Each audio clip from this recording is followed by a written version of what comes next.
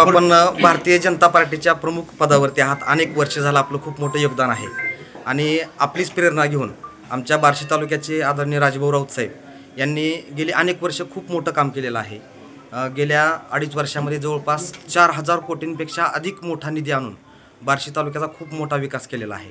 परंतु काही कारणास्तव निसटता पराभव झाला। तर येणाऱ्या काळामध्ये राजभाऊ राऊत यांचं पुनर्वसन करण्यासाठी आपण भारतीय जनता पार्टीच्या वतीनं काही प्रयत्नरत आहात का?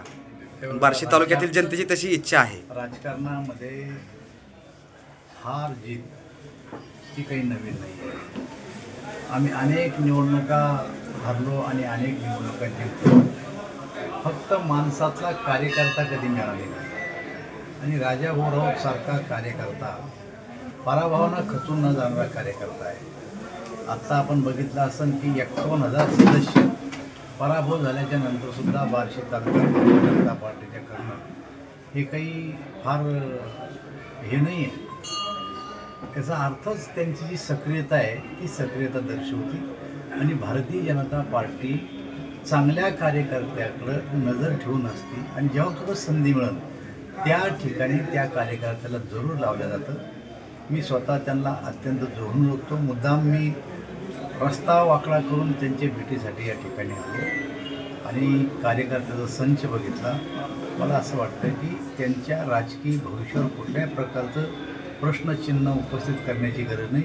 राजकारणात भविष्य त्यांना चांगलं आहे आणि पार्टी जरूर त्यांची दखल घेईल असं मला स्वतःला वाटतं। कारण गेल्या पंचवार्षिकमध्ये भाऊंनी जी आगामी कामाचा आराखडा तयार केलेला होता त्यामध्ये भगवंत तीर्थक्षेत्र असेल, बार्शी तालुक्यामध्ये विविध भागात MIDC असतील, तर त्या निधीच्या बाबतीमध्ये आणखीन थोडीशी सक्रियता वाढण्यासाठी कुठंतरी पदावर असणं गरजेचं आहे असं वाटत नाही का? एक गोष्ट लक्षात घ्या, जरा 2 महिने 4 महिने अजून जाऊ द्या।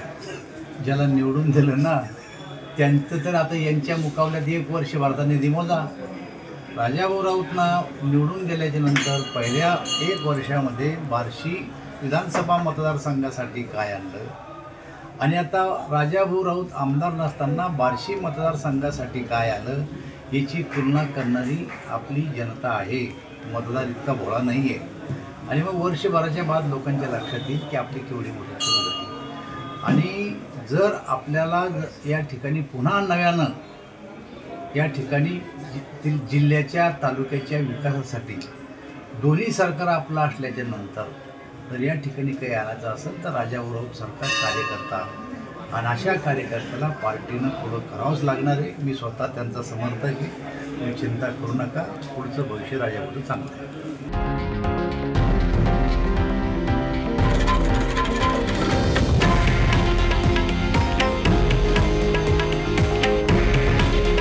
हे आहे देशातील नंबर 1 न्यूज नेटवर्क आणि आपण पाहत आहात TV9 मराठी।